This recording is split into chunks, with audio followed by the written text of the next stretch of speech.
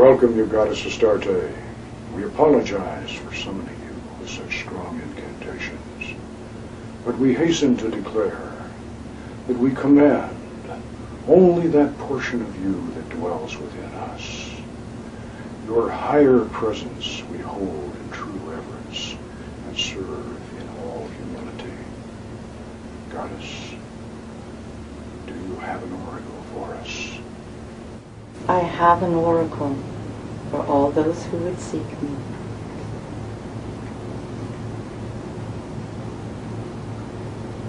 Each priestess must call me forth through her own image and in her own time.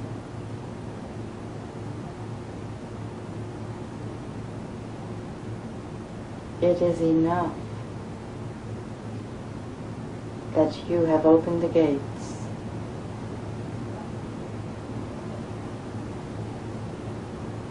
Now, each one must make her own sacred journey. Great Goddess Astarte, we thank thee for having attended our rites and granting our wishes.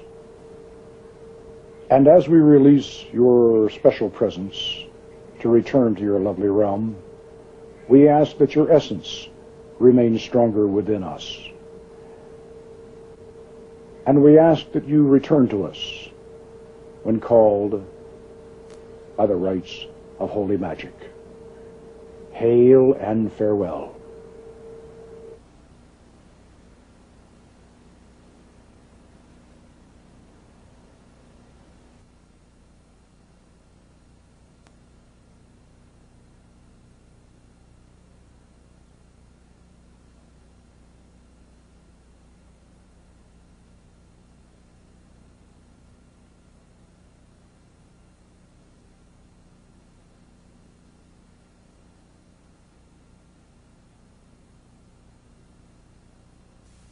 There are a few things I should mention about the ceremony you've just seen.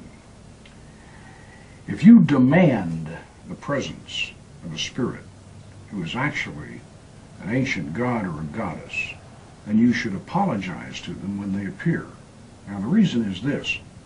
Our ancestors transformed these ancient deities into demons and imprisoned them down in the brass vessel of the collective unconscious.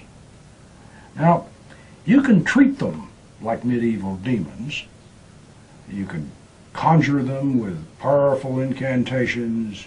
You can use the curse of chains, or you can torment them into coming by burning their sigils. But then how do you think they're going to treat you? Remember, they are part of you, just as you are a part of the universal mind which we all share. They appear from the collective unconscious through your reflection when you evoke them. And they return to the universal mind through your image when they depart. For this reason, you should treat even the lowest of their number with respect, and the gods and goddesses among them with veneration.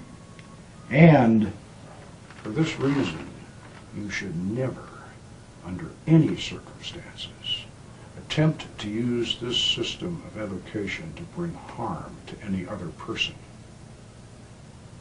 Now, the reason for this should be obvious, but just to make sure you understand, this would be magically similar to calling up your enemy on the telephone and then detonating a hand grenade inside your phone booth instead of his. He may hear the explosion, but you're the one who's going to get blown up. Think about that. And recall the proverbial wisdom of King Solomon. Remember that the genii of the brass vessel were charged with teaching us the arts and the sciences. Therefore, we should use Solomon's magic to grow in wisdom and understanding. We should use these secret methods to explore the inner realms of the astral plane and to experience the glories of the angels and the wonders of the spirit realm. If you use Solomon's magic in God's name and with a pure heart, you have nothing to fear, and others should have no reason to fear you.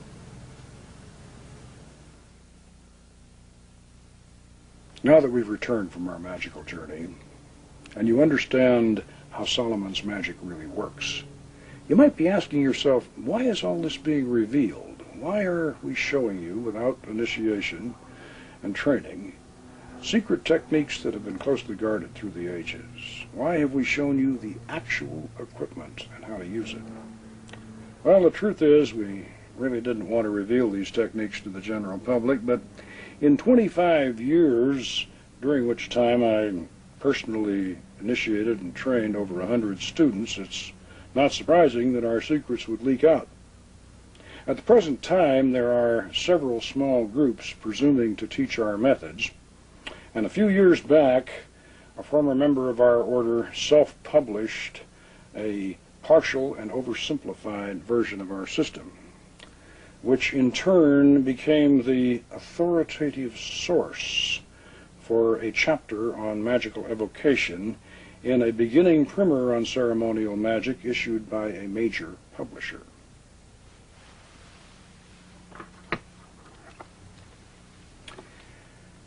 Recalling the magical misadventures of that world-famous mouse in Walt Disney's film Fantasia, we might say that these apprentice sorcerers have opened the brass vessel and let out all the spirits, which has compelled me to come down from my wizard's tower and show you how to get them all back in again. I was responsible for the rediscovery and the modern development of the Goetia Almadel system we have explained and demonstrated in this video.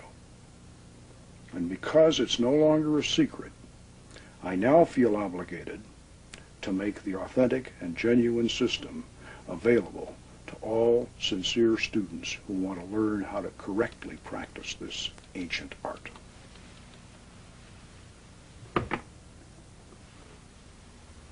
In closing, please remember that Solomon's magic is valid as closed.